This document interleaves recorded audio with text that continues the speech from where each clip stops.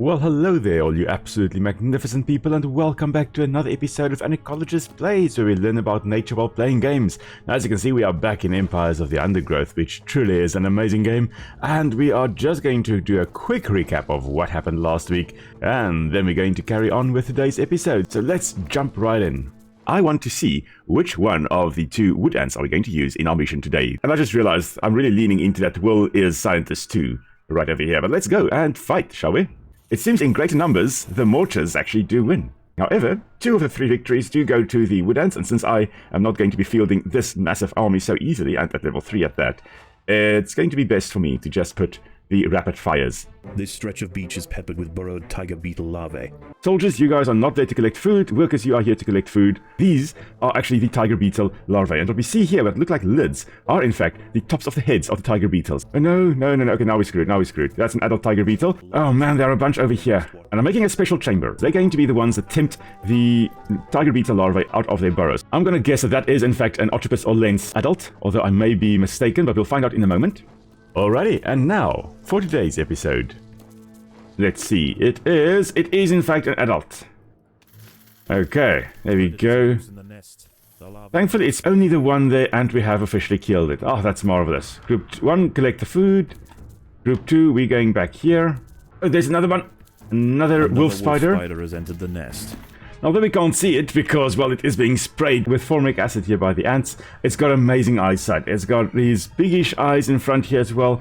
Not as big as, for example, the jumping spiders, but wolf spiders, really excellent vision. They hunt by sight, mostly. Of course, they do have these setae, these little hairs all along the legs as well, and these are, of course, attached to the nervous system. So they are able to detect movements in the air currents around them as well.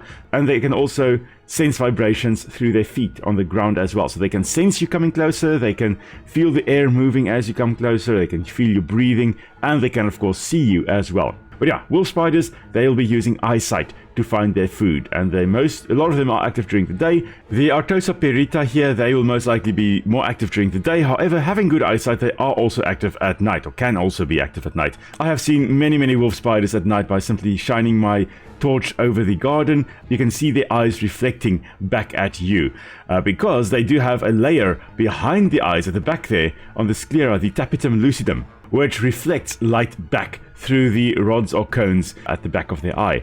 Very similar to a cat as well. Cats also do have the tapetum lucidum, which will reflect the light waves coming into the eyes that pass through the rods and cones and haven't been absorbed by them. It will actually pass it through them again. So better vision at night. Really an amazing adaptation, and wolf spiders will have that. A bunch of spiders actually will have that. But yeah, that's cool. I love the wolf spider. Now let's just, kill it. This one is large, fast, and it's larger. This could actually be a female. The queen is in imminent danger. The queen. I wouldn't say the queen is in danger. I mean, it is dead. So the wolf spiders, the males usually are smaller than the females. So that was definitely a female that was here. We had the male a little bit earlier, the smaller one that came in. All right, now let's see. Where can we? Yeah, these guys, you can harvest a bit more food there. Soldiers, we're just going to get ready for one last push into this section over here. Clean this out before daylight arrives, so that we've got lots and lots of food to actually make a bunch more brood chambers. Oh, these are just a few ants. Okay, soldiers, get ready. We're just pushing through to, I think, the Devil's Coach Horse Beetle in the back here. Because I suspect there is a dead queen over here as well. There we go, Devil's Coach Horse Beetle. Must be protected. Ah, wonderful. It has accidentally sprayed on our workers here, so now it is vulnerable. It won't spray again for quite a while. There was actually a tip that was given in the comments of the previous video where you can actually use some of your workers to bait that Octopus or lens, that Devil's Coach Horse Beetle, to accidentally or to spray, wasting its spray on your workers, which are much cheaper to replace than your soldiers. The soldiers then just carry on fighting the Devil's Coach Horse Beetle, which is amazing. That's an awesome strategy to actually use. Okay, we've got a lot of food coming in now, thankfully. And I think we should get ready just to push over to these guys over here. However, there we go, a bunch of wolf spiders coming in. More wolf spiders have found the nest. There's one by the queen, and there are 2 right over here. They're taking out, or taking on, our workers that are carrying the food. That's not very nice of them. Okay, but, they are strong, eh? Definitely 2 females here, thankfully not with young. They would have, of course, carry their young on their backs. But these were not females with young, they were just normal females. Okay, now after that ordeal, I really think we should be making a few more ranged ants here. And we're going to make another chamber of workers over here as well. For a moment it looked like this queen actually has two glaring red eyes over there, but as you can see it's just the reflection there, the way the light shines on the queen there. You do have the normal bigger eyes, the compound eyes right over there, but then we also have, and we're just going to carry on with the animation there so you can carry on, but you can see three little dots on the forehead there. Those are three little eyes that the queen will also have on the top of her head.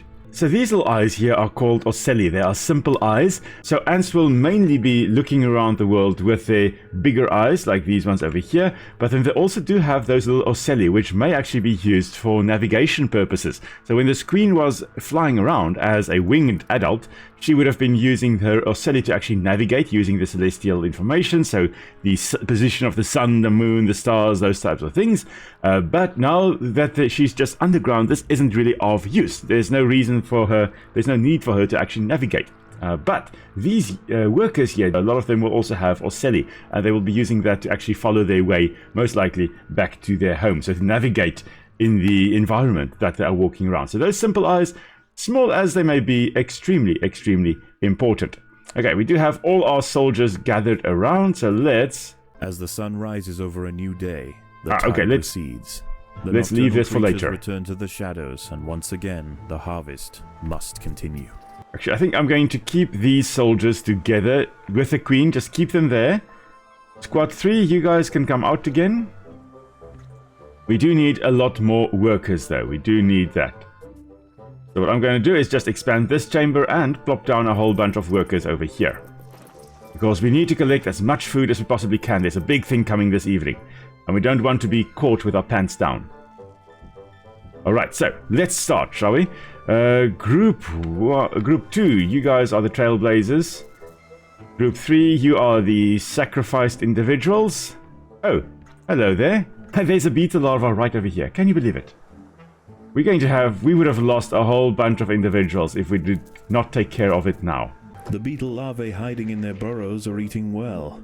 Every ant lost to them diminishes the colony. Okay, you know what? We're just going to charge these individuals forth. There we go. Okay, it's grabbed an individual and now it is being bombarded and hopefully it will die and it is dead. Okay. There we go. It's lunged out and now we're just going to spray it. Okay. Yes. Yes, yes, yes. Okay, great. We can do this, guys. We can do this.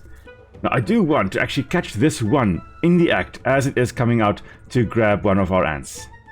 Haha, there we go. Okay, so the reason I want to show you guys this beetle larva out of the nest is because the tiger beetle larvae are differentiated from other beetle larvae by this weird structure over here on the 5th section of the abdomen. And I love the fact that, first of all, they've included this structure in the beetle larva design, and I love the fact they've got it on the correct abdominal segment. So if you look here on the 5th segment, 1, 2, 3, 4, 5. We've got this weird hump and 2 forward-pointing spines. This is incredibly important for the beetle because this anchors it in its tube over here. So technically the tube shouldn't be closed like this, it should be open because remember we can see a lid covering this hole because that's actually the head of the larva that is blocking the entrance hole over here.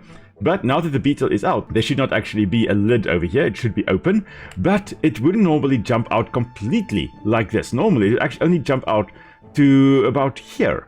It would try to ambush anything coming right past their burrow. They would lunge out, but these spines over here dig into the sand and prevent, usually, at least, things from dragging them out of the burrow. Let's say this little guy is feeling a little bit more ferocious than it normally is, than it should be. It may be grabbing something that is larger than it can actually drag back into the tunnel. Because, remember, this ant here does not want to actually die. It doesn't want to be dragged into the tunnel. Instead, it will try to fight. And if this larva over here grabs something that is quite big and strong, it could potentially drag this beta larva out of the tunnel. And that's bad. So they don't want it to happen, so they've got these spines that will help them anchor into the sand, and that enables them to actually drag larger prey than they would otherwise have been able to drag into the burrow, because the larger prey can't drag them out as easily. Of course, if they grab your finger, you can drag them out. I mean, then there's no way they're going to drag your finger into the tunnel here. But with normal-sized prey, they should be able to now have themselves anchored in the tunnel and pull them underground, which is just simply amazing. Okay, so I just wanted to show you that. Now, let's annihilate them, shall we? There are 2 of them in this area. Let's see how many of them we can actually kill. I don't think we'll be able to kill both of them because they're just going to plop down their heads again. Yeah, you see, now they are very well armored and protected. So let's go over here. Don't mind us, little beetle larvae. Of course, now we're first being distracted by the other wood ants. There we go. We've got 1 beetle larva that has come out. The second one has come out. Now we should be able to take them both out. Finally. Okay, right. Workers, you guys come over here. Soldiers, you guys also collect over here. Just don't collect food, just shoot the larva that's going to pop out in a moment. Of course, we are being distracted. Okay, that one is dead. We've collected that food. Now, let's go down lower, okay? We need to go down as low on the shore as we possibly can. However, a lot of beetle larvae. We need to pick our battles. And I think a lot of these battles are not necessarily going to be winnable. I wish we could just focus on specific enemies though, like that tiger beetle. Instead of wasting our energy on the ants, we could take out the tiger beetles instead, because they are the real nuisance. There we go, they have popped up again. Hopefully we can destroy them now. They are vulnerable. Normally they would actually drag their prey completely underground where they can eat them in safety. Oh man, so close. Okay, there we go. We should be able to destroy them now. Ah, that one still escaped. Okay. Gonna get rid of him now. Of course, the tiger beetle larva here would be able to sense that, okay, there are a lot of ants up here or only a few ants up here. They know when to attack. They don't want to attack when there are a whole bunch of ants around. We're just going to charge in with all our soldiers now. What we're basically doing now is just standing on top of them so that they are underground. They stay underground and they don't come out and attack us. And all our workers can now run past and grab the food over here. That's one way to do things, I guess. Of course, we've got a tiger beetle, an adult also, just being a bit of a nuisance. Another one coming out. There we go. Let's just stand on here again. Okay, so this bottom section is going to be flooded now. There's no way we can get any of the food over there. However, we can still get a bit of food over here. And while we have all our ants standing on top of these tiger beetle larvae, they are not going to come out because they know that as a fight they're not going to win. Now, let's actually make another soldier chamber right over here. I don't like going through... Actually, yeah, let's have it over here. So you don't have to run through the food tiles here and be slowed down. And again, we're going to come with our soldiers and stand on top of these ones over here so that they don't attack our workers that are coming to collect the food. We're just first getting rid of all these ants, I guess. Silly ants. The tide's going to rise down here. Oh, quickly. The ants must head for higher ground. Run, little ones, little sacrificial lambs. Okay, so that tiger beetle did pop up. However, it is going to be bombarded now. And, well, it is dead. And that one also hopefully dead. No, I don't think this one's going to be dead. No. But the adult is. And, oh, here comes a true adult. Oh, man, this is going to be a difficult one. Maybe we are able to actually defeat it. Yes, we did. Tiger beetle has been defeated. There are many more of them, but this is a milestone moment for the colony. They cannot be bullied by sheer size alone. That is indeed a milestone for us. Okay, there's lots of food down here. However, I don't think we would be able to actually get rid of these tiger beetle larvae all over the place. We must pick our battles. And that's not a battle I really want to pick. But we could perhaps. Let's try this, shall we? Let's try this. We'll have the sacrificial lambs over here, just standing on this one over here. Oh, the tide is going to rise. Run back to base, guys. Run back to base. Okay.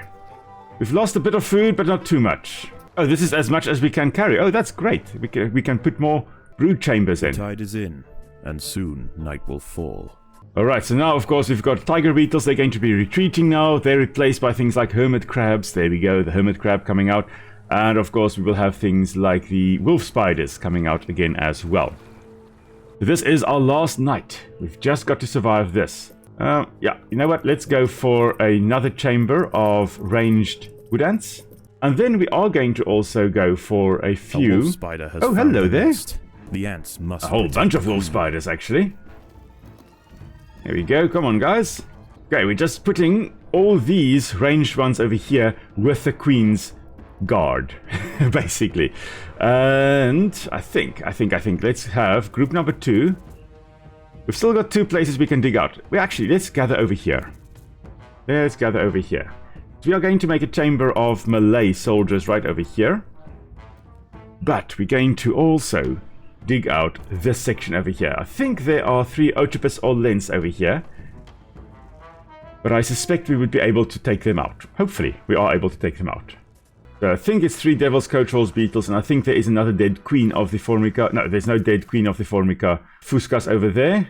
Okay, we're actually making relatively short work with our ranged ants over here. Spraying the formic acid, of course, puts you at a distance from whatever is attacking you. Oh, that's marvelous. We managed to get that quite nicely done. Okay, group 2 soldiers, you guys are coming down here now. That really is a benefit of using your ranged, or having ranged soldiers, being able to spray formic acid. You can stay out of danger. Actually, let's dig out this area so it's easy to get to the food. Come on, guys. There we go. Just drop all the food in there. Thank you. I think 2 more Otripus or Lens. There we go. 2 indeed. And a dead Formica Fusca Queen as well. Yeah, the one wanted to spray and then he died. Oh, brilliant. Okay. Group 1, you guys can come and collect the last bit of food. And let's get rid of the hermit crabs here, shall we? Of course, we do also have enough food now to make a few Malay soldier ants. You guys can also just be the guard that stands at the entrance here.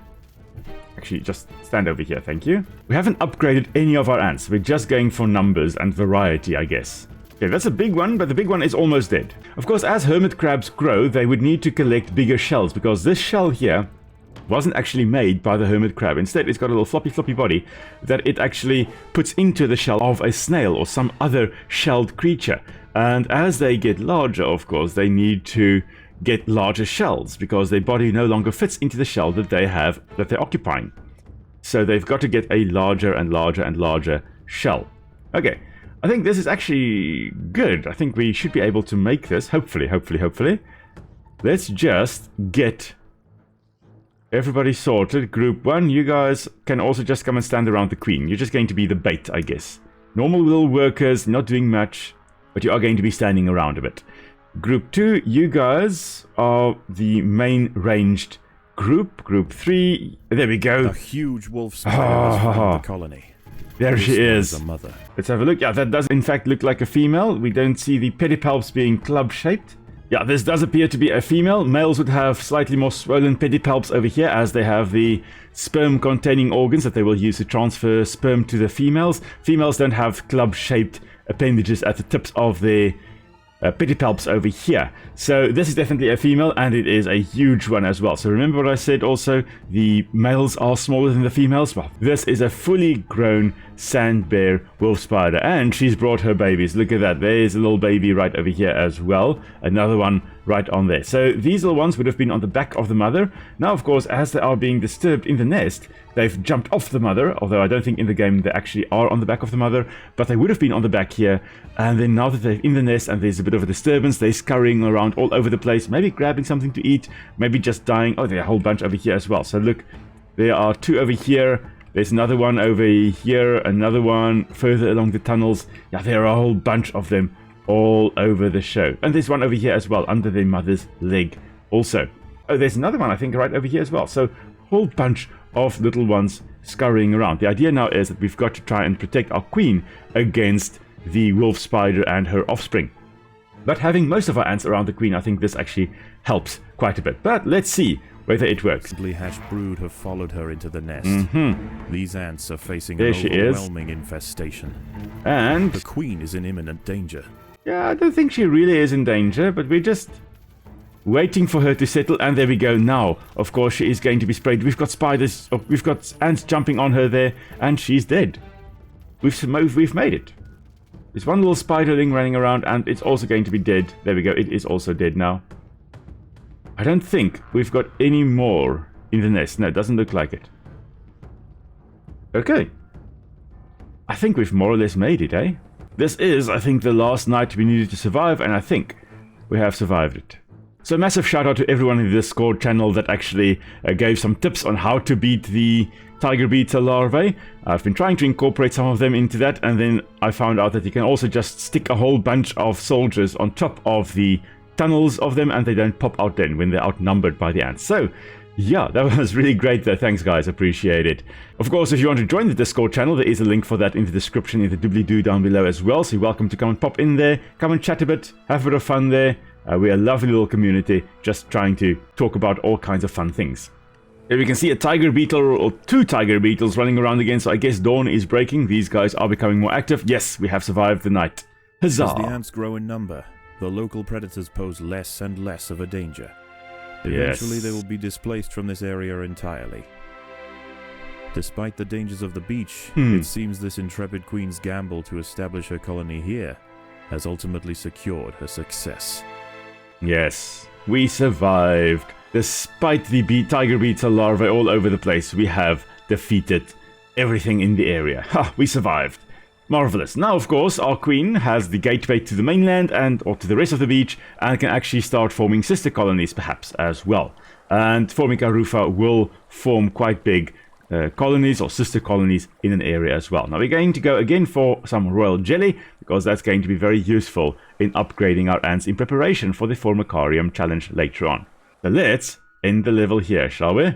Alrighty, but I think that's we're going to be calling it a day, everybody. So thank you so much for joining us on a little adventure here. Hope you had a fun time. Hope you learned something new as well about those amazing little tiger beetle larvae. I'm sure we'll talk a bit more about them in the next episode. So if you enjoyed the video, please do give it a like. Please subscribe if you haven't yet. It really helps the channel to grow, and always marvelous to have more people join the Ecology Squad. So until next time, everybody, stay safe. I'll see you all soon. Bye.